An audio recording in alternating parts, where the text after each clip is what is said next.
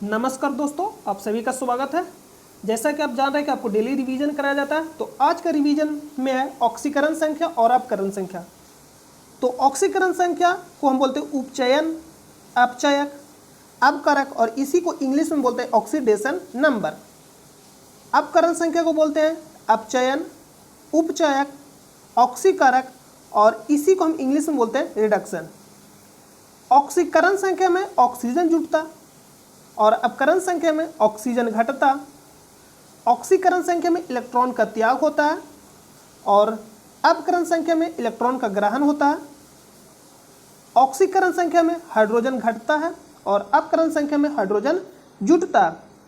इसी को हम इंग्लिश में बोलते हैं लॉस ऑफ इलेक्ट्रॉन, मतलब इलेक्ट्रॉन का त्याग होता है उसको हम इंग्लिश में बोलते हैं लॉस ऑफ इलेक्ट्रॉन, और इलेक्ट्रॉन का ग्रहण यानी इसको इंग्लिश में बोलते हैं गेन ऑफ इलेक्ट्रॉन। ठीक है। अगर आपसे पूछेगा ऑक्सीकरण जो संख्या होता है किसके बराबर होता है, तो उपस्थित आवेश के बराबर होता है। अगर यहाँ माइनस है तो यह इसका कहने का मतलब है -2 के बराबर हो जाएगा। अगर प्लस चार्ज रहेगा तो प्लस के जितना रहेगा उसके बराबर हो जाएगा। अगर कोई भी आवेश उपस्थित नहीं रहेगा तो 0 के बराबर हो जाएगा। नमस्कार दोस्तों, आप सभी का स्वागत है हमारे चैनल पे। तो आज हम लोग कुछ स्पेशल करने वाले हैं। तो स्पेशल में क्या रहेगा, आज आपको जो भी भारत का प्रमुख दर्रा है उसके बारे में बताया जाएगा, जितना भी इम्पोर्टेंट दिवस है उसके बारे में बताया जाएगा जो आपसे पूछ सकता है। याद तो करना बहुत ज़्यादा, लेकिन जो इम्पोर्टेंट है दिवस के बारे में बताया जाएगा, आपको दर्रा के बारे में बताया जाएगा और जो भी इम्पोर्टेंट नृत्य है उसके बारे में आपको बताया जाएगा।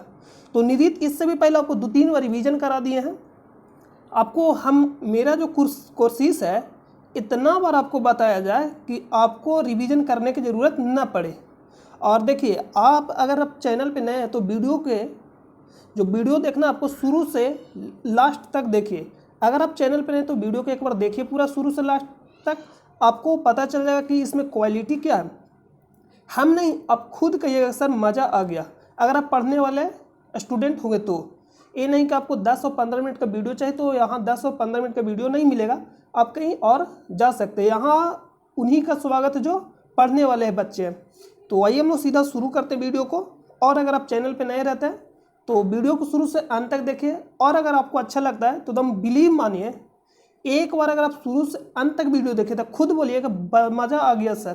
क्यों? क्योंकि वीडियो में ऐसा क्वालिटी रहता है। ऐसा नहीं कि अगर आया दिवस तो आपको दिवस के बारे में, ओजोन दिवस के बारे में नहीं बताया जाएगा, जितना भी इम्पोर्टेंट दिवस उसके बारे में आपको बताया जाएगा, चाहे एग्जाम में कुछ भी पूछ ले। तो इस तरह से आपका टॉपिक भी कंप्लीट होते जाएगा और रिवीजन भी होता जाएगा। अगर आप मेरे साथ अगर जुड़े रहिएगा शुरू से तो ये मान के चलिए कि आपको रिवीजन करने की ज़रूरत नहीं पड़ेगा। क्यों? क्योंकि हम इतना मेहनत करते हैं कि आपको मेहनत कम करने की आवश्यकता पड़े। तो हम लोग सीधा वीडियो को शुरू करते हैं। और हम बहुत सारे ऐसे भी चैनल देखते हैं जहां आपको सिर्फ, जैसे हम पूछे अंतर्राष्ट्रीय ओजोन दिवस कब मनाया जाता है, तो 16 सितंबर, इस तरह से आपको टिक आउट करते जाना है। मतलब सिर्फ आपको आंसर बता दिया जाता है और व्यू बहुत ज़्यादा रहता है। तो मेरा वीडियो में क्या होता है, व्यू नहीं रहता। तो व्यू देख कर नहीं देखिए कि वीडियो है जो अच्छा नहीं है। आप वीडियो को देखिए शुरू से अंत तक, आपको खुद मालूम चल जाए कि वीडियो में क्या क्वालिटी है। तो हम लोग वीडियो को शुरू करते हैं। तो अंतर्राष्ट्रीय ओजोन दिवस, तो आज आपको हम प्रमुख दर्रे बताने वाले हैं। तो आपको इस तरह आग की तरह जलना होता है। अगर आपको सक्सेस होना है ना तो इस तरह आग में जलना होगा।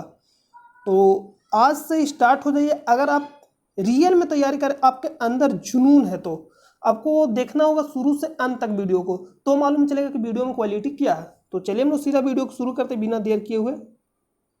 और अगर आपको PDF इसका चाहिए तो आप टेलीग्राम चैनल से जुड़ जाइएगा, जिसका लिंक आपको वीडियो के डिस्क्रिप्शन में मिल जाएगा। तो आज का जो पहला प्रश्न है, 1 मिनट रुकिएगा।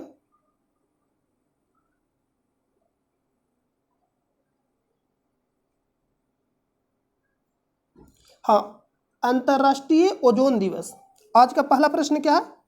अंतर्राष्ट्रीय ओजोन दिवस। तो अंतर्राष्ट्रीय ओजोन दिवस कब मनाया जाता है?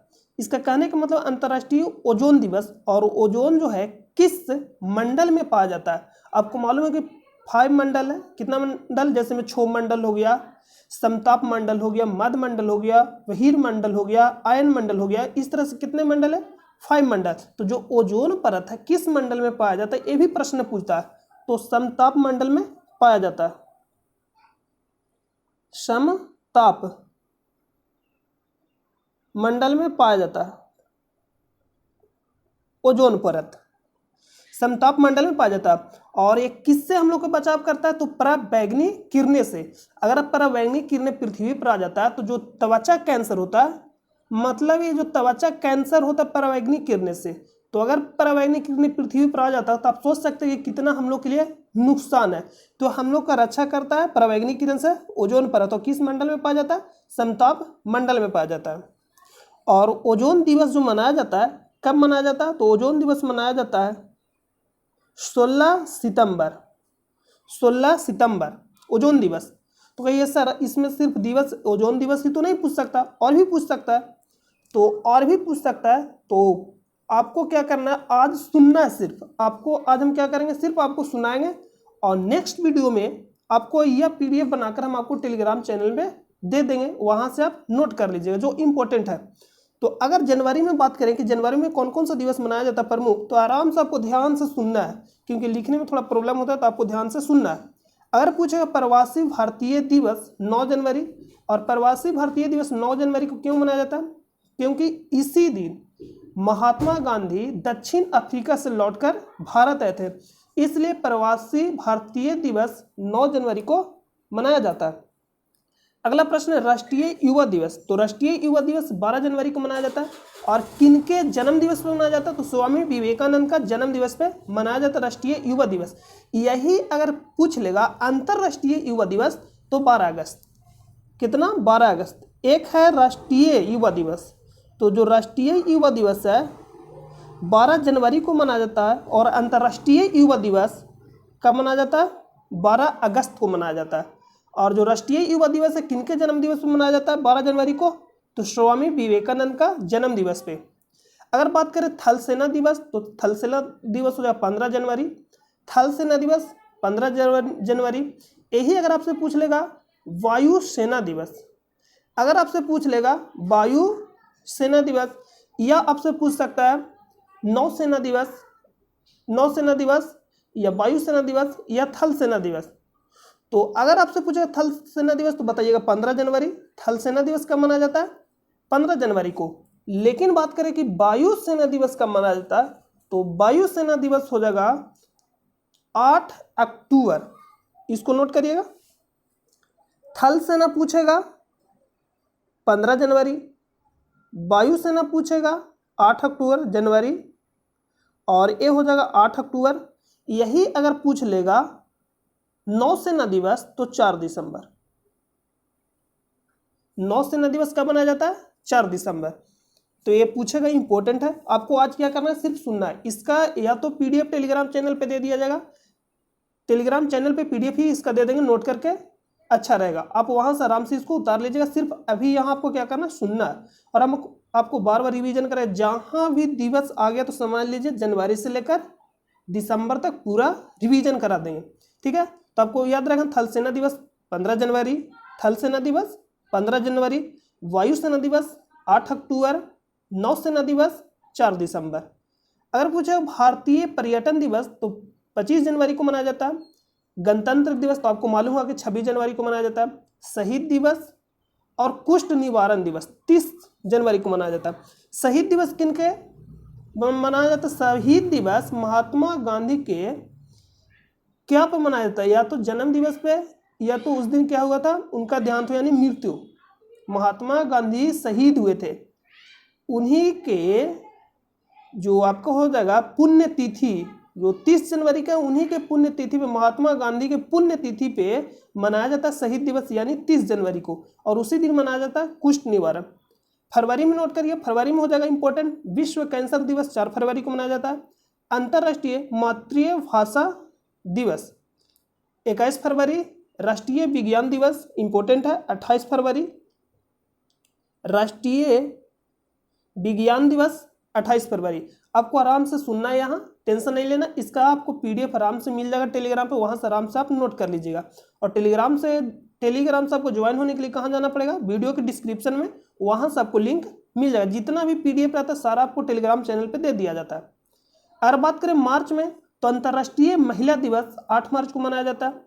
विश्व जल दिवस, तो विश्व जल दिवस में हम आपको बताए थे, क्या बताए थे, कुछ ट्रिक बताए थे कि 22 जो 22 है बहुत ज़्यादा इंपॉर्टेंट है। तो अगर बात करें 22 मार्च, एक हो जाएगा मार्च के बाद क्या आता है अप्रैल, तो 22 अप्रैल और एक होता है मई, यानी मार्च अप्रैल मई। तो अगर मार्च की बात करें कि 22 मार्च, तो पृथ्वी सबसे पहले क्या आया था, जल आया था, यानी सबसे पहले क्या था, जल था, तो जल दिवस 22 मार्च, जल दिवस कब मनाया जाता है, 22 मार्च, विश्व जल दिवस 22 मार्च। अगर यही पूछ लेगा जल के बाद क्या बनेगा, थल, यानी पृथ्वी बना, तो हो जाएगा पृथ्वी दिवस 22 अप्रैल, पृथ्वी दिवस 22 अप्रैल। और उसके बाद होगा पृथ्वी पर आएगा विविधता, पृथ्वी पे क्या होगा, विविधता, यानी जैव विविधता दिवस, जैव विविधता दिवस, जैव विविधता दिवस कब मनाया जाता है, तो 22 मई। आपको लगातार याद रखना कि 22 मार्च बोलेगा तो जल दिवस, 22 अप्रैल बोलेगा तो पृथ्वी दिवस, और 22 मई बोलेगा तो जैव विविधता दिवस। तो आपको किस तरह से याद रखना, 22 मार्च तो आपको कंफर्म याद है, और यह शेड्यूल में क्यों, क्योंकि मार्च अप्रैल मई, मार्च अप्रैल मई, तो सबसे पहले आया जल, उसके बाद आएगा थल यानी पृथ्वी बनेगा, पृथ्वी पर आएगा विविधता, जल आया फिर उसके पर बनेगा, उसको पर बनेगा क्या, पृथ्वी, यानी थल बनेगा, यानी पृथ्वी बनेगा, पृथ्वी पर आएगा विविधता। विविधता कहने का मतलब है एक स्थानीय, किसी स्थानीय जगह पे मतलब पाए जाने विभिन्न जीव जंतु पेड़ पौधा सही प्रकार वो है विविधता है, क्या है, तो भारत अनेकता में एकता, क्यों, विविधता के कारण। तो ये आपका हो जाएगा विविधता का कारण एकता, मतलब भारत में विविधता है फिर भी भारत में क्या है, एकता है, ये बोलेंगे, उल्टा बोला गया था उस टाइम, तो ये आप याद रखिएगा। अगर बात करें आगे, तो भगत सिंह और सुखदेव और राजगुरु की मृत्यु नहीं बोल सकते, सॉरी, शहीद दिवस कब मनाया जाता है, भगत सिंह, सुखदेव और राजगुरु, सुखदेव गुरु नहीं थे, भगत सिंह, सुखदेव और राजगुरु, इनका जो शहीद दिवस मनाया जाता है 23 मार्च को। क्यों मनाया जाता है, क्योंकि 23 मार्च 1931 को इनको फांसी के फंदे पर चढ़ाया गया था। कब चढ़ाया गया, 23 मार्च 1931 को, भगत सिंह, सुखदेव और राजगुरु को। तो उस दिन मनाया जाता है शहीद दिवस। एक तो मनाया जाता है महात्मा गांधी के पुण्यतिथि पे शहीद दिवस 30 जनवरी को, और एक मनाया जाता है भगत सिंह, सुखदेव और राजगुरु के जो फांसी पे चढ़ाया गया था, यानी पुण्यतिथि बोल सकते हैं, 23 मार्च को मनाया जाता है एक शहीद दिवस, तो आप याद रखिएगा। विश्व टीबी दिवस 24 मार्च, बांग्लादेश दिवस कब आज़ाद हुआ था, यानी 26 मार्च को बांग्ला दिवस मनाया जाता है। वर्ल्ड हेल्थ डे, विश्व स्वास्थ्य दिवस 7 अप्रैल। अर्थ डे, तो अर्थ डे तो अभी आपको पता है, अर्थ डे कब मनाया जाता है, अर्थ डे कब मनाया जाता है, 22 अप्रैल। विश्व विरासत दिवस 18 अप्रैल। अगर हम लोग बात करें मई के, तो विश्व श्रमिक दिवस 1 मई। विश्व रेड क्रॉस दिवस, ये भी एग्जाम में पूछा गया था एनटीपीसी के साथ, आपको पिछले सेट में हम कराए थे। विश्व रेड क्रॉस दिवस 8 मई को मनाया जाता है। राष्ट्रीय प्रौद्योगिकी दिवस 11 मई। विश्व नर्स दिवस 12 मई। विश्व तंबाकू निषेध दिवस 31 मई। और जून में बात करें तो विश्व पर्यावरण दिवस 8 जून। अंतर्राष्ट्रीय ओलंपिक दिवस 23 जून को मनाया जाता है। क्यों, क्योंकि 23 जून 1894 को स्थापना हुआ था अंतर्राष्ट्रीय ओलंपिक समिति, ठीक है। और अंतर्राष्ट्रीय योग दिवस 21 जून। राष्ट्रीय सांख्यिकी दिवस 29 जून पीसी महालनोबिस के जन्म दिवस में मनाया जाता है। और डॉक्टर डे 1 जुलाई डॉक्टर बिधान चंद्र राय के जन्म दिवस पर मनाया जाता है। विश्व जनसंख्या दिवस 11 जुलाई, विश्व जनसंख्या दिवस 11 जुलाई। और अमेरिका अपना आज़ादी दिवस कब मनाया जाता है, 4 जुलाई। कारगिल स्मृति दिवस 26 जुलाई। क्यों, क्योंकि 26 जुलाई 1999 को कारगिल युद्ध हुआ था। और कौन सा चलाया गया था, ऑपरेशन विजय। एक तो ऑपरेशन विजय कहाँ चलाया गया था, पुर्तगाली से गोवा को मुक्ति जब मिला था, यानी गोवा को पुर्तगालियों से मुक्ति मतलब मुक्त किया, आजाद किया गया था। तो चलाया गया था ऑपरेशन विजय, ऑपरेशन विजय। एक चलाया गया था जब गोवा को पुर्तगालियों से आजाद कराया गया, और एक चलाया गया था कारगिल युद्ध में, ऑपरेशन विजय दिवस, विजय दिवस ने विजय। तो आप याद रखिए दोनों को। और कारगिल कब हुआ था? कारगिल 26 जुलाई 1919 को। तो यानी 26 जुलाई को मनाया जाता है कारगिल स्मृति दिवस, यानी कारगिल दिवस। अगस्त में बात करें तो विश्व युवा दिवस 12 अगस्त, जो अभी आपको बताया, विश्व युवा दिवस 12 अगस्त। राष्ट्रीय खेल दिवस 29 अगस्त को मनाया जाता है। और किनके जन्म दिवस पर मनाया जाता है? तो ध्यानचंद के जन्म दिवस पर मनाया जाता है राष्ट्रीय खेल दिवस। ध्यान ऐसा खेल खेल गया कि सबके ध्यान में रह गया। तो यानी खेल दिवस ध्यानचंद के जन्म दिवस पर मनाया जाता है 29 अगस्त को। और शिक्षक दिवस 5 सितंबर, शिक्षक दिवस 5 सितंबर डॉक्टर सर्वपल्ली राधाकृष्णन के जन्म दिवस पे। हिंदी दिवस 14 सितंबर को। अभियंता यानी इंजीनियर डे बोलिए, और हम इसको बोलते हैं जुगाड़ू दिवस। यानी इंजीनियर जो क्या होता है, जुगाड़ ही तो लगाता है, यानी जुगाड़ू डे यानी इंजीनियर दिवस बोलिए, या अभियंता दिवस, हिंदी में बोलते हैं अभियंता दिवस 15 सितंबर। और ओजोन परत संरक्षण दिवस 16 सितंबर, ओजोन परत संरक्षण दिवस 16 सितंबर। विश्व पर्यटन दिवस 27 सितंबर। विश्व पर्यटन दिवस की बात करो तो कब होगा? 27 सितंबर। वही अगर बात करें अक्टूबर में तो अंतर्राष्ट्रीय अहिंसा दिवस 2 अक्टूबर। महात्मा गांधी जी का जन्म दिवस था, महात्मा गांधी जी का जन्म दिवस था, अंतर्राष्ट्रीय अहिंसा दिवस मनाया जाता। कब जन्म हुआ था महात्मा गांधी का? तो 2 अक्टूबर 1869 को, याद रखिएगा। विश्व शिक्षक दिवस 5 अक्टूबर। देखिए एक बताया आपको शिक्षक दिवस, यानी शिक्षक दिवस एक होता है जो मनाया जाता है कब? 5 सितंबर। शिक्षक दिवस 5 सितंबर किनके जन्म दिवस पे?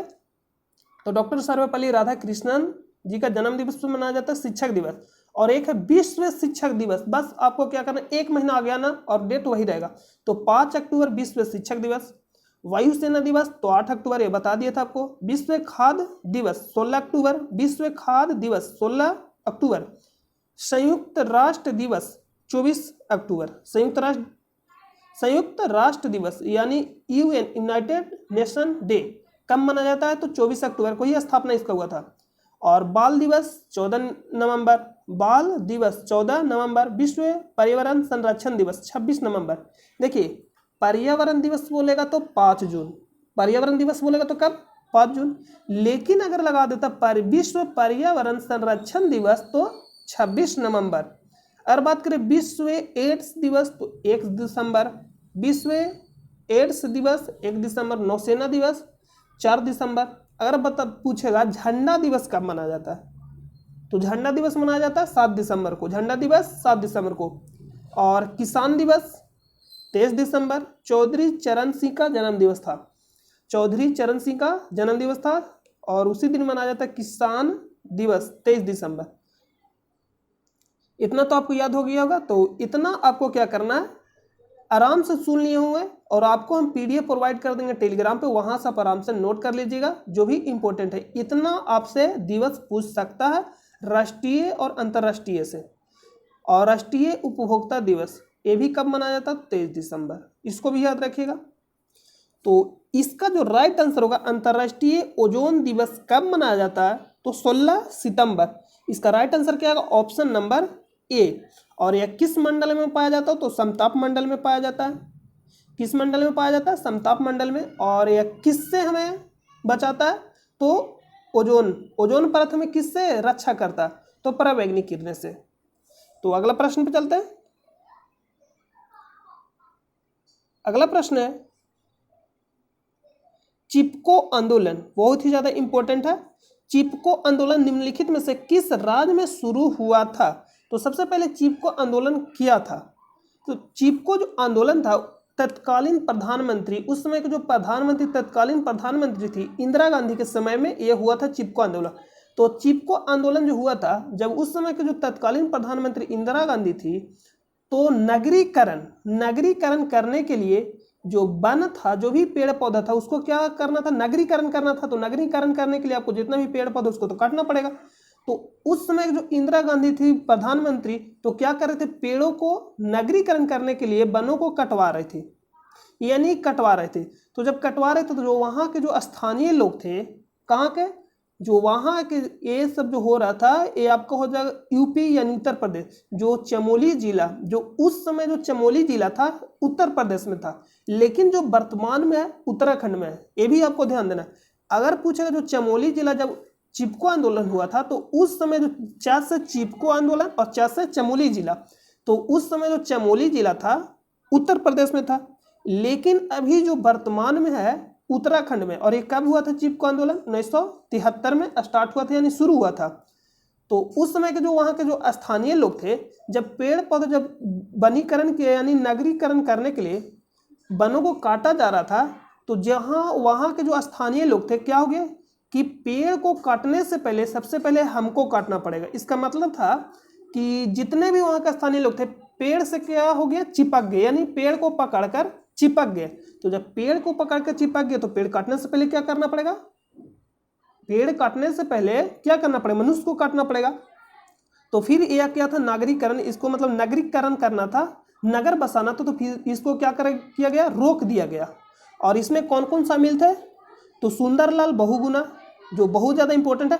लेकिन कभी कभी एग्जाम में ये भी पूछ ले, निम्नलिखित में से कौन सा चिपको आंदोलन से संबंधित नहीं है, तो सुंदरलाल बहुगुणा एक तो इंपॉर्टेंट है, और चंडी प्रसाद भट्ट, सुंदरलाल बहुगुणा, चंडी प्रसाद भट्ट और गौरा देवी, ये 3 थे जो चिपको आंदोलन से संबंधित थे और ये शुरू किए थे। सुंदरलाल बहुगुणा बहुत ज़्यादा चर्चित रहते थे, ये तो सबको याद रहता है, लेकिन आपको 2 एक्स्ट्रा याद रखना, चंडी प्रसाद भट्ट और गौरा देवी। जो कभी कभी पूछ लेता है कि चिपको आंदोलन से संबंधित नहीं है, और ये कहाँ पूछेगा, तो ये बड़ा बड़ा एग्जाम में पूछ, जैसे में बीपीएससी सब दीजिएगा तो वहाँ पूछ लेता है, तो ये आपको याद रखना। तो ये पूछा किस राज्य में शुरू हुआ था, तो किस राज्य में शुरू हुआ था, तो जब शुरू हुआ था चिपको आंदोलन यानी 1973 का में शुरू हुआ था, तो उस समय जो चमोली जिला कहाँ था, यूपी में, लेकिन जो वर्तमान में है कहाँ, उत्तराखंड में। वर्तमान में चमोली जिला कहाँ, उत्तराखंड में। उस समय कहाँ था, चमोली जिला से शुरू हुआ था, चमोली जिला उस समय कहाँ था, यूपी में, लेकिन अब कहाँ है, अब उत्तराखंड में है। और ये कब शुरू हुआ था, तो 1973 में। उस समय के तत्कालीन प्रधानमंत्री कौन थी, इंदिरा गांधी। तो अगला प्रश्न पे चलते हैं, आई होप कि आपको समझ में आ गया होगा।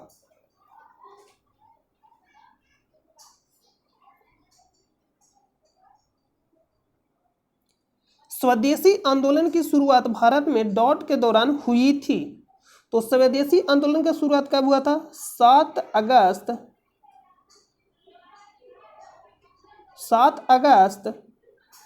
1905 को, 7 अगस्त 1905 को।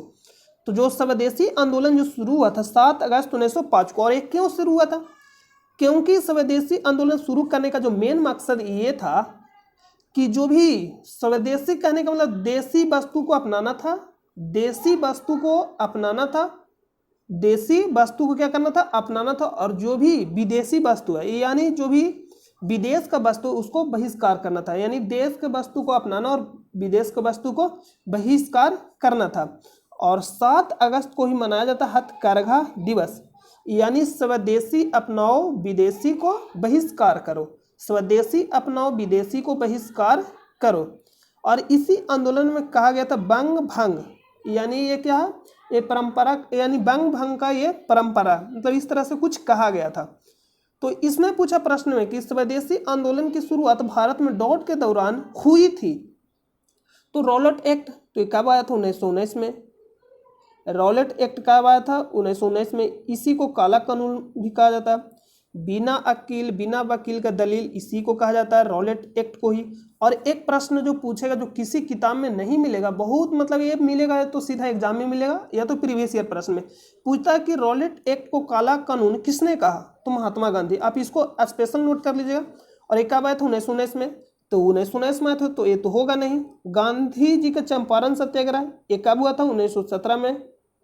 1917 में यही पूछ लेगा कि गांधी जी खेड़ा आंदोलन कब किए थे, तो 1918 में।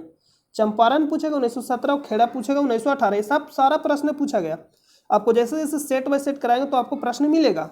बंग भंग विरोधी आंदोलन, तो इसका जो राइट आंसर होगा ऑप्शन नंबर सी, बंग भंग विरोधी आंदोलन। जो स्वदेशी आंदोलन की शुरुआत भारत में बंग भंग विरोधी आंदोलन के दौरान हुई थी। और ये कब हुआ था स्वदेशी आंदोलन की शुरुआत? 7 अगस्त 1905 को, और 7 अगस्त को ही मनाया जाता है हथकरघा दिवस। तो इसमें क्या कहा गया था? यानी स्वदेशी अपनाओ और विदेशी को बहिष्कार करो। ठीक है, इसका राइट आंसर हो जाएगा ऑप्शन नंबर सी। और आगे तरफ 1919-1922 के पहले असहयोग आंदोलन। तो असहयोग आंदोलन का शुरुआत कब हुआ था? 1 अगस्त 1920 को। लेकिन इसमें एक और प्रश्न पूछेगा इंपॉर्टेंट। तो इंपॉर्टेंट प्रश्न क्या पूछेगा? शुरू तो हुआ था 1 अगस्त 1920 को, यानी 1920 से 1922 तक चला। लेकिन असहयोग आंदोलन को महात्मा गांधी ने वापस क्यों ले लिया? असहयोग आंदोलन को पूछेगा कि वापस क्यों ले लिया गया? तो क्योंकि 5 फरवरी 1922 को 5 फरवरी 1922 को 5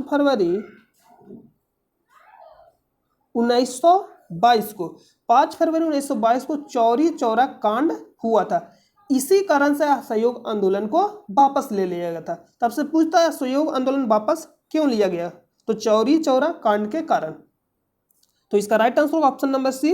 अगला प्रश्न पे चलते हैं। अगला प्रश्न है प्लास्टर ऑफ पेरिस किससे बना होता है?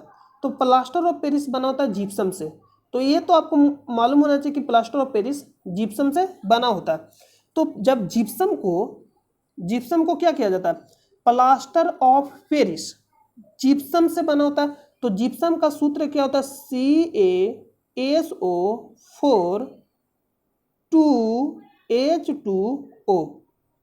तो इसमें पूछ लेता कभी कभी कि इसमें कितना भाग जल है? तो जितना यहाँ लगा रहेगा 2 लगा है यानी 2 भाग जल है, 3 लगा हुआ है तो 3 भाग जल है। इस तरह सबको बताना होता है। जिप्सम में कितना भाग जल है? 2 भाग। तो CaSO4 2H2O जिप्सम का सूत्र है। जब जिप्सम को 120 डिग्री पे गर्म किया जाता है तो क्या तैयार होता है? Plaster of Paris. जिप्सम को 120 डिग्री पे गर्म किया जाता है तो क्या तैयार होता है? Plaster of Paris. अगर आप 10th क्लास के एग्जाम दिए होंगे तो ऐसा तो नहीं कंपटीशन की तैयारी करने बिना 10th क्लास एग्जाम दिए आगे, तो आप वहाँ पढ़े हुए कि जब जिप्सम को 120 डिग्री पे गर्म किया जाता है तो प्लास्टर ऑफ पेरिस तैयार होता है। तो जब गर्म किया जाएगा किसी भी वस्तु को या पानी को, जब गर्म करिएगा तो क्या होगा? पानी की मात्रा कमेगा, यानी भाप बने को उड़ जाएगा। तो जब पानी का मात्रा कमेगा तो प्लास्टर ऑफ पेरिस का सूत्र हो जाएगा, इसमें क्या करना है? जल आधा हो जाएगा। जिप्सम को गर्म किए बन गया प्लास्टर ऑफ पेरिस।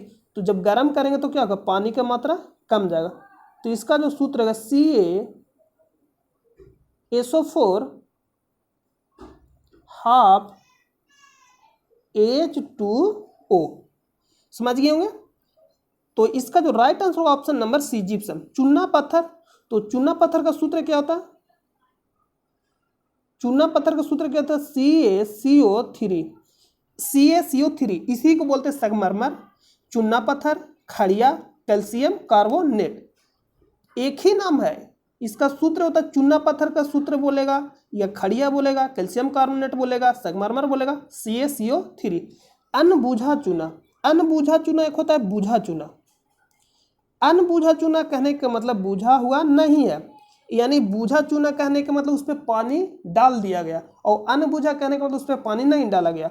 तो पानी जब नहीं डाला गया तो यानी CaO नहीं समझे। एक होता है CaOH का हॉल्टस 2। तो CaOH का हॉल्टस 2 जब होगा, इसको हम आपको कर देते हैं कंप्लीट। एक होता है CaO और एक होता है CaOH के हॉल्टस 2। ते होता है बूझा हुआ चूना, ये होता है अनबूझा चूना, अनबूझा चूना, अनबूझा चूना, और ये होता है बुझा चूना। तो बुझा चूना कहने का मतलब अगर आग हमको बुझाना है तो क्या करेंगे? पानी डालेंगे। तो पानी में क्या होता है? हाइड्रोजन और ऑक्सीजन। तो यानी हाइड्रोजन जिसमें हो गया तो हो गया बुझा चुना, यानी पानी डाल दिए यानी बुझ गया। तो पानी डाल दिए तो पानी में क्या होता है हाइड्रोजन, तो यानी CaOH का होल टेंस 2 बुझा हुआ चुना, और अनबुझा चुना बोलेगा तो CaO। तो इसका जो राइट आंसर होगा ऑप्शन नंबर सी। अगला प्रश्न पे चलते हैं।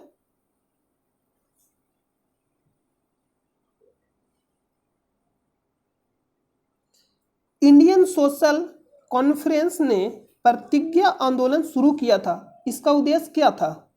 तो जो प्रतिज्ञा आंदोलन जो शुरू किया गया था इसका उद्देश्य क्या था? तो इसका जो उद्देश्य था बाल विवाह को निषेध करना, यानी बाल विवाह को रोकना। तो बाल विवाह को क्या करना था? रोकना था। सती प्रथा, तो सती प्रथा का अंत कब किया गया था? 1829 में। किनके द्वारा? राजा राम मोहन और लॉर्ड विलियम बेटिंग के द्वारा, यानी राजा राम मोहन के द्वारा सती प्रथा का अंत किया गया था। और उस समय के गवर्नर जनरल कौन था? Lord William Bentinck. और राजा राम मोहन के ही द्वारा क्या बनाया गया था? 1828 में ब्राह्म समाज। और राजा राम मोहन राय को राजा की उपाधि किसने दिया था? अकबर द्वितीय। राजा राम मोहन राय को राजा की उपाधि किसने दिया था? अकबर द्वितीय। और इनको आधुनिक भारत का जनक भी कहा जाता। आधुनिक भारत का जनक किन्हें कहा जाता है? राजा राम मोहन राय को। ये भी याद रखिएगा। देखिए कल के वीडियो अगर देखे हो तो कल के वीडियो अगर आप देखे होंगे तो कल के वीडियो में आपको ये सब बताया गया था। अगर आप विश्वास मानिए, अगर आप शुरू से वीडियो देख रहे हैं पार्ट 1 से, तो जब तक कराया जाता है तो इतना आप मानिए कि आपका जितना भी जीएस स्टैटिक जीके का सब पोर्शन है सारा आपका कंप्लीट हो जाएगा। विधवा पुनर्विवाह, विधवा विवाह यानी विधवा पुनर्विवाह कब आया था? तो विधवा जो पुनर्विवाह आया था 1856। विधवा पुनर्विवाह एक्ट कब आया था? 1856 में ईश्वरचंद विद्यासागर के द्वारा लाया गया था। उस समय के गवर्नर कौन था? उस समय के गवर्नर जनरल कौन था? तो उस समय के जो गवर्नर जनरल था डलहौजी। तो इसका जो राइट आंसर होगा ऑप्शन नंबर बी, बाल विवाह को निषेध करना। और देखिए कभी कभी क्या होता है कि मिस्टेक हो जाता है। मिस्टेक करने का मतलब लिखना चाहिए कुछ और, लिखा जाता है कुछ और। तो उसको आपको क्या करना है, या तो कमेंट बॉक्स में बता देना है या तो खुद से सुधार लेना। अगला प्रश्न पे चलते हैं।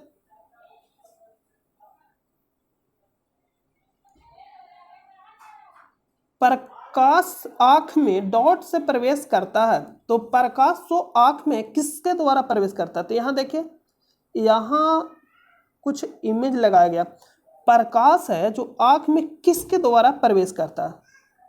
प्रकाश है जो आंख में किसके द्वारा प्रवेश करता है? तो यहां आपको हम बताएं परितरिका यानी आइरिस। तो आइरिस जो ये आप देख रहे हैं, देखिए यहां से आपको समझ में आएगा।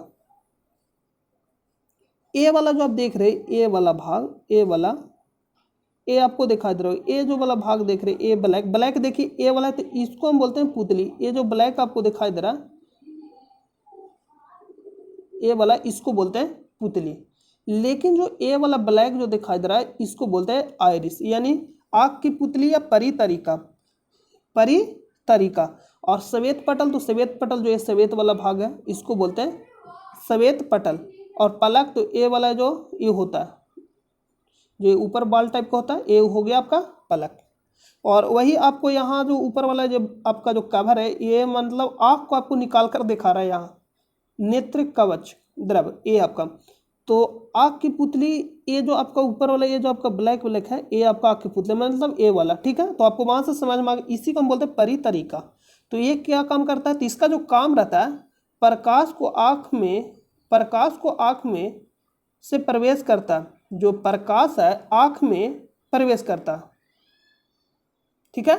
तो इसका तो राइट आंसर होगा, अभी हम आपको क्या बताएं, प्रकाश आंख में डॉट से प्रवेश करता है, सॉरी यहां जो आपका राइट आंसर होगा परितरिका नहीं होगा, शायद आपको एक और इमेज लगाए थे, एक और इमेज लगाना भूल गए, तो इसमें आपको हम क्लियर कर देते हैं। देखिए परितरिका, तो परितरिका आप यहाँ देख रहे हैं, ये आपका तो हो गया कौन सा भाग, पुतली, और आँख की तो पुतली ये आपका हो गया, और आँख की पुतली जो ये वाला देख रहे हैं आँख की पुतली, यानी इसको ये आपका हो गया, ये भी आँख की पुतली है, ठीक है। और पलक ये वाला आपका हो गया। तो यहाँ बोला कि प्रकाश आँख में डॉट से प्रवेश करता है, यानी सिलियरी मांसपेशियों के द्वारा।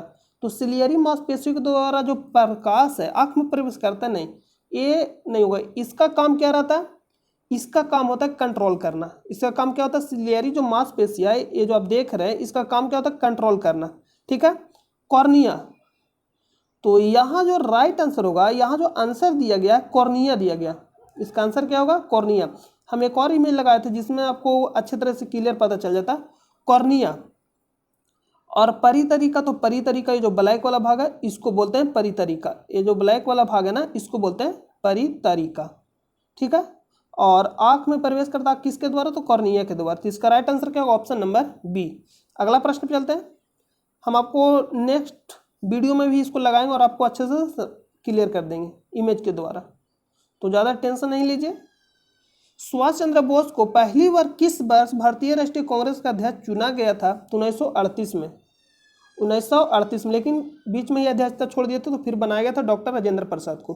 तो सुभाष चंद्र बोस को पहली बार किस वर्ष भारतीय राष्ट्रीय कांग्रेस का अध्यक्ष चुना गया था, तो 1938 में, 1938 में। यह अगर आपसे पूछ लेगा प्रथम महिला अध्यक्ष कौन थी भारतीय राष्ट्रीय कांग्रेस की, प्रथम महिला अध्यक्ष अगर पूछेगा प्रथम महिला अध्यक्ष तो एनी बेसेंट। अध्यक्षता कब की थी, 1917 में, कोलकाता में। यही अगर आपसे पूछता है प्रथम महिला अध्यक्ष, प्रथम भारतीय महिला अध्यक्ष, प्रथम भारतीय महिला अध्यक्ष पूछेगा तो सरोजिनी नायडू, 1925 के कानपुर अधिवेशन, कानपुर में। और जो सरोजिनी नायडू है किसी भी राज्य के प्रथम महिला राज्यपाल, प्रथम महिला राज्यपाल कौन है, सरोजिनी नायडू। कहाँ के, तो उत्तर प्रदेश। यही अगर आपसे पूछ लेगा प्रथम महिला मुख्यमंत्री तो सुचिता कृपलानी, ये भी कहाँ के, तो उत्तर प्रदेश के। तो इसका जो राइट आंसर होगा ऑप्शन नंबर ए। और 1942 में भारत छोड़ो आंदोलन शुरू किया गया था। और 1932 में, जो 1932 में आपका हो जाएगा पूना समझौता हुआ था।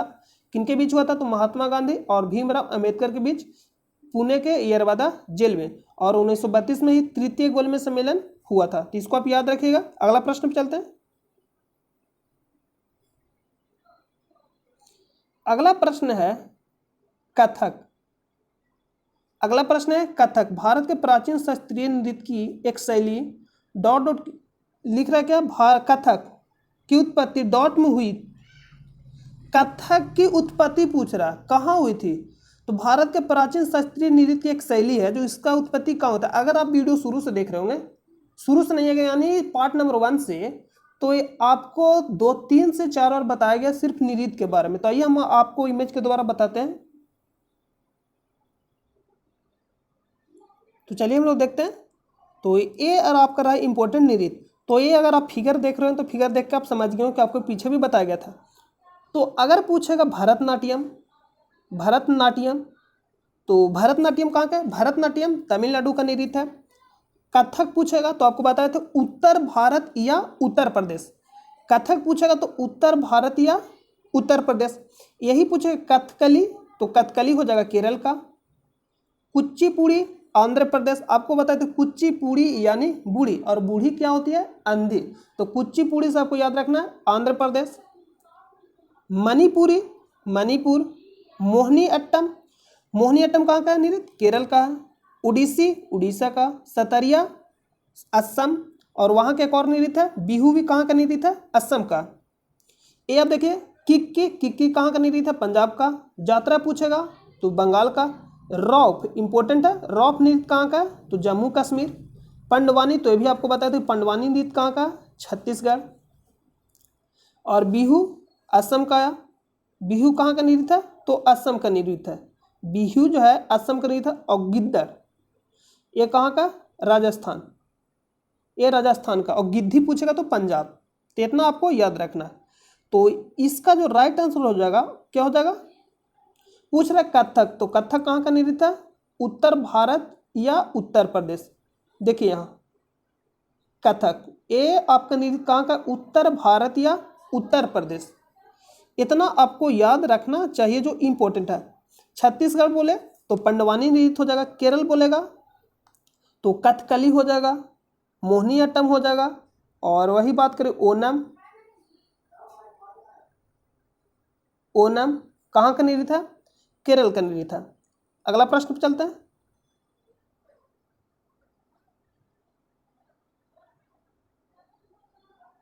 भारत के परमाणु ऊर्जा आयोग का मुख्यालय कहाँ स्थित है? तो ये स्थित है महाराष्ट्र के मुंबई में। कहाँ स्थित है? महाराष्ट्र के मुंबई में। और बेंगलुरु में किसका मुख्यालय स्थित है? इसरो का, जो भारत का आन बान शान है, इसरो। और इसका स्थापना कब हुआ था? 1969 में। 1969 में। और इसी समय 14 बैंकों का राष्ट्रीयकरण किया गया था। इसी समय 14 बैंकों का राष्ट्रीयकरण किया गया था। कब? 1969 में। और इसी समय इसरो का स्थापना हुआ था 1969 में। और इसी समय पहली बार चंद्रमा पर मानव गया था। कब? तो 1969 में। 1969 में पहली बार चंद्रमा पर मानव कब गया था? तो 1969 में। इसरो का स्थापना 1969 में। और 14 बैंकों का राष्ट्रीयकरण 1969 में। और इसका मुख्यालय कहाँ था? बेंगलुरु, कर्नाटक। कर्नाटक।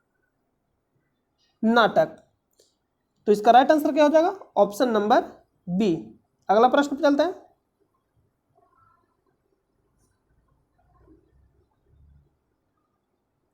भारत के वित्त मंत्री द्वारा केंद्रीय बजट डॉट डॉट में प्रस्तुत किया जाता है। तो जो प्रस्तुत किया जाता है, यह प्रस्तुत किया जाता है लोकसभा में। लोकसभा में। तुम आपको बताए थे सरला, कुछ याद आ रहा होगा आपको? सरला बताए थे, सरला। तो सात से क्या होता है? संसद। संसद 79। राष्ट्र हो जाएगा राज्यसभा,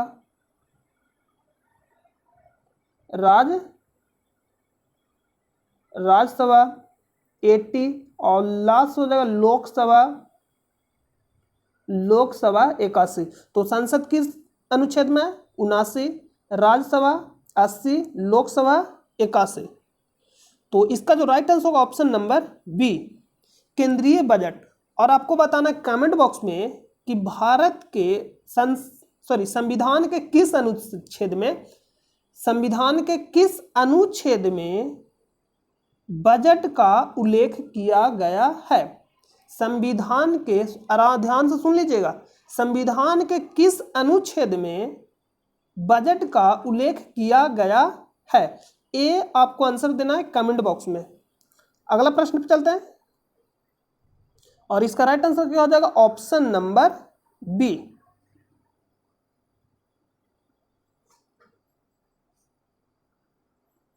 अगला प्रश्न है, व्यापार के लिए बाधाओं को कम करने और व्यापार के माध्यम से अंतर्राष्ट्रीय अर्थव्यवस्था में भागीदारी बढ़ाने की प्रक्रिया है।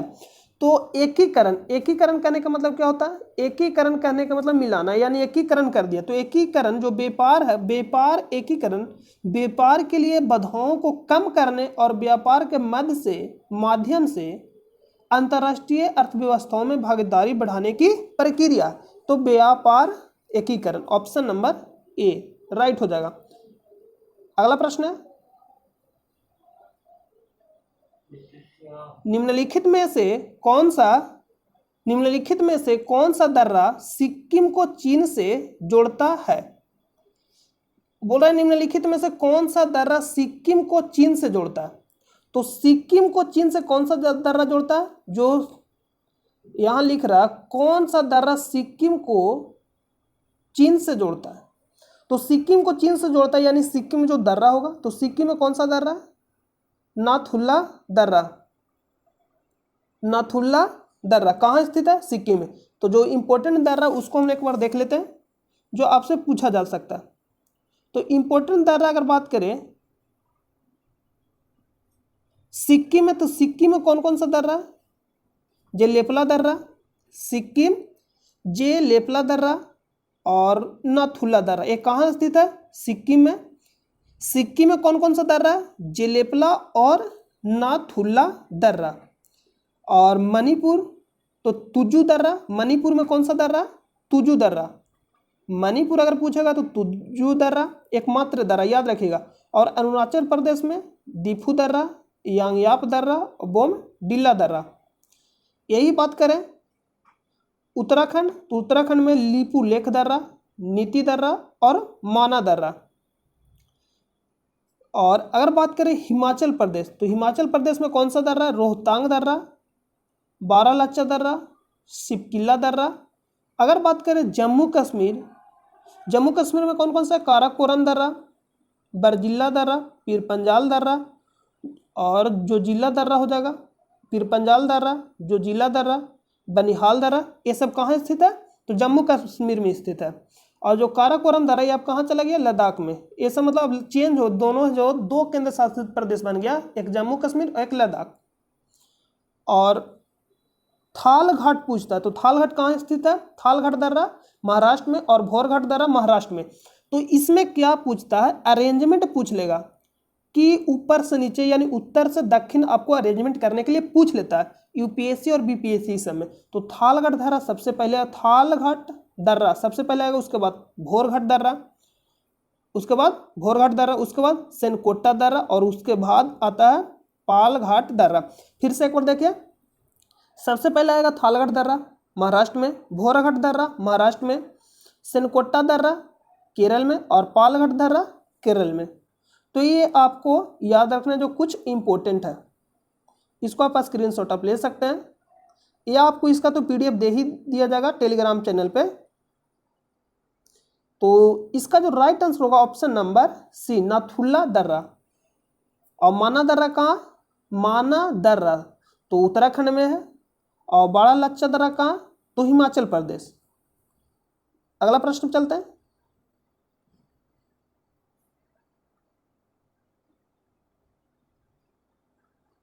रोडरा का RODRA का सही पूर्ण रूप है, तो ये पूर्ण रूप तो आपको याद रखना पड़ेगा, बहुत ज्यादा पूछता है। तो इसका जो पूर्ण रूप है, इसका पूर्ण रूप क्या है, option number C, retired officer digital recorders archive archive लिखा गया, लिख रहा retired officer digital records archive. तो retired officer digital record archive, ये आपका हो जाएगा इसका फुल फॉर्म। अगला प्रश्न चलते हैं। अगला प्रश्न 2017 में लॉन्च की गई स्वदेशी नाभिकीय शक्ति चालित बैलिस्टिक मिसाइल पनडुब्बी का नाम क्या है, जो 2017 में लॉन्च हुआ था।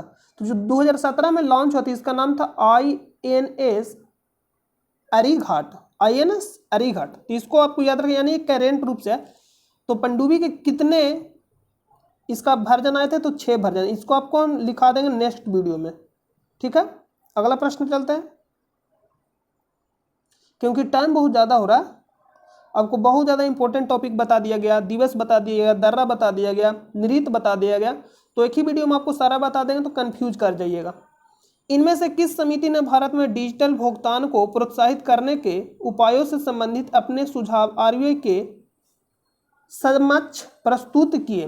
लिख रहा है कि इनमें से किस समिति ने भारत में डिजिटल भुगतान को प्रोत्साहित करने के उपायों से संबंधित अपने सुझाव RBI के समक्ष प्रस्तुत किए। तो समिति कौन सा था, तो नंदन नीलकेनी समिति। तो अगर आप देखेगा ऐसे भी हर्षवर्धन समिति, कोई समिति नहीं था।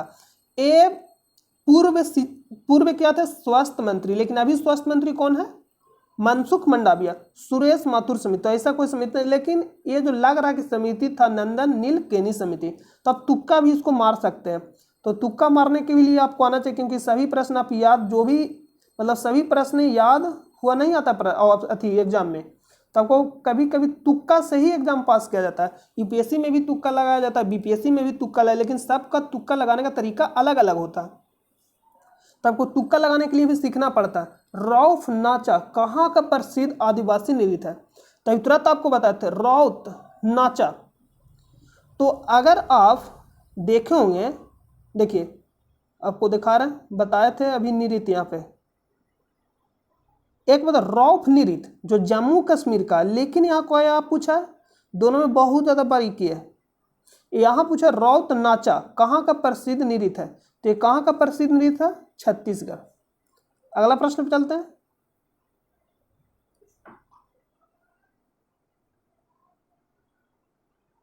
ग्लोब पर अक्षांश की सबसे लंबी रेखा इनमें से कौन सी है, तो ये तो आपको दिमाग लगाने वाला प्रश्न है, कुछ नहीं है, बहुत ही सिंपल प्रश्न है।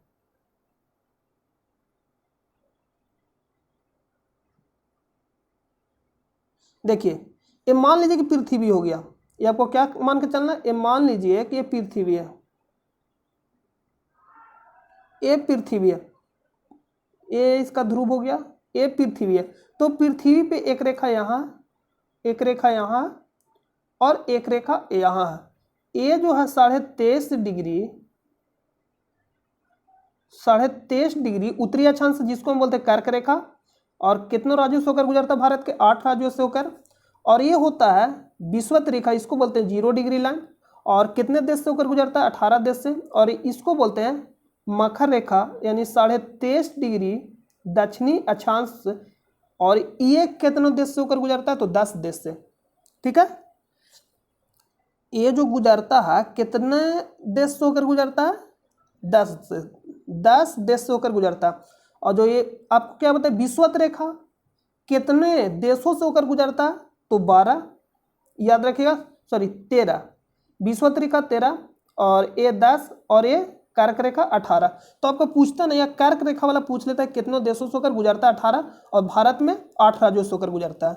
ठीक है, तो ये 23.5 डिग्री है जो दक्षिणी अक्षांश, इसको बोलते हैं मकर रेखा, इसको बोलते हैं विषुवत रेखा या भूमध्य रेखा, और 23.5 डिग्री उत्तरी अक्षांश को बोलते हैं कर्क रेखा।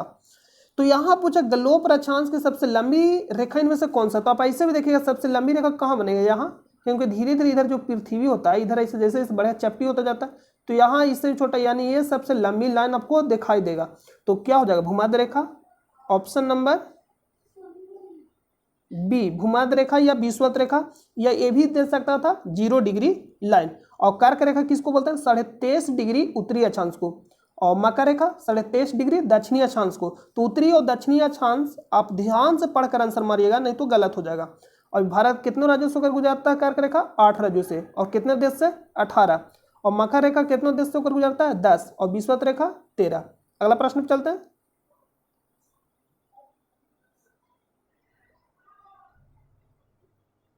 भारत में दल बदल विरोधी कानून किस वर्ष पारित किया गया था? तो ये पारित किया गया था 1985 में, 1985 में। यही 1885 की बात करें तो कांग्रेस का स्थापना हुआ था, एओ हम के द्वारा किया गया था। अगला प्रश्न पे चलते हैं।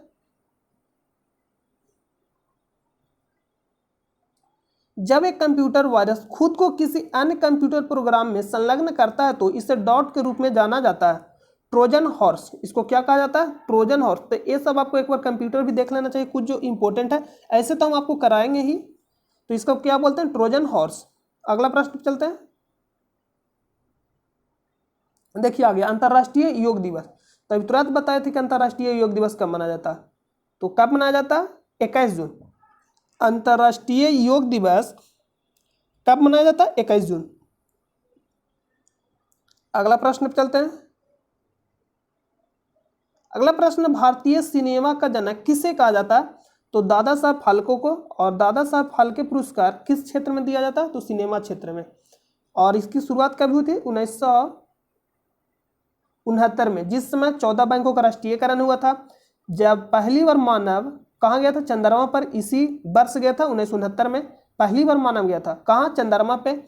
और इसरो की भी स्थापना कब हुआ था? 1969 में। 14 बैंकों का राष्ट्रीयकरण 1969 में। और दादा साहब फाल्के पुरस्कार का स्थापना 1969 में, यानी देने के लिए शुरुआत हुआ था। और दिलीप कुमार को ट्रेजेडी किंग्स के नाम से जाना जाता है, जिनका हाल ही में मृत्यु हो गया। अगला प्रश्न पे चलते हैं। विज्ञान के लोकप्रियकरण के लिए प्रदान किया जाने वाला प्रसिद्ध पुरस्कार कलिंगा किसके द्वारा प्रदान किया जाता? तो ये यूनेस्को के द्वारा प्रदान किया जाता। और ये क्या जारी करता? World heritage city. तो हाल ही में 40वां वर्ल्ड हेरिटेज सिटी में किसको शामिल किया गया? धौलावीरा को। और 39वां रंगअप्पा मंदिर जो तेलंगाना में स्थित है। धौलावीरा 40वां है। और भारत के 2 मात्र शहर कौन कौन सा? एक तो हो गया जयपुर, एक हो जाएगा अहमदाबाद। तो पहला अहमदाबाद है और दूसरा जयपुर। और अहमदाबाद को कब शामिल किया गया था? 2017 में, और जयपुर को 2019 में। तो इसको आप याद रखिएगा, यूनेस्को इसका जो पुरस्कार है कलिंगा कौन जारी करता है? यूनेस्को के द्वारा। यूनेस्को इसका स्थापना कब हुआ था? 1945 में। इसका स्थापना कब हुआ था? 1945 में। और हेडक्वार्टर कहाँ है? पेरिस, फ्रांस में। यूनिसेफ इसका स्थापना कब हुआ था? 1946 में। 1946 में। संयुक्त राष्ट्र का अस्थायी सदस्य है यूनिसेफ। संयुक्त राष्ट्र का अस्थायी सदस्य है यूनिसेफ।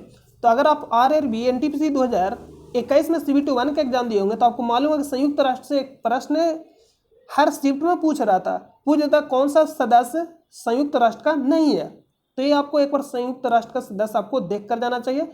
यूनिसेफ संयुक्त राष्ट्र का सदस्य है। तो आपसे प्रश्न ये पूछेगा कि यूनिसेफ संयुक्त राष्ट्र का सदस्य है या नहीं है? तो सदस्य है।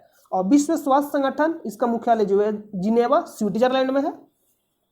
तो इसका राइट आंसर होगा ऑप्शन नंबर सी। अगला प्रश्न चलता है। किस भारतीय शहर को भारत की सिलिकॉन वैली के रूप में जाना जाता है? तो बेंगलुरु को। किसको जाना जाता है? बेंगलुरु। कहाँ स्थित है? कर्नाटक में। और यहाँ किसका हेडक्वार्टर है? इसरो का, जो स्थापना कब हुआ था? 1969 में। तो इसका राइट आंसर क्या हो जाएगा? बेंगलुरु। और दिल्ली में किसका हेडक्वार्टर है? DRDO का दिल्ली में हेडक्वार्टर है। इसका स्थापना कब हुआ था?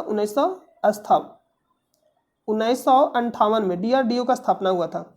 और इसका हेडक्वार्टर कहाँ? दिल्ली में। एक है गेटवे ऑफ इंडिया जो मुंबई में पड़ता है, और एक है इंडिया गेट जो पड़ता है दिल्ली में। अगला प्रश्न चलते हैं।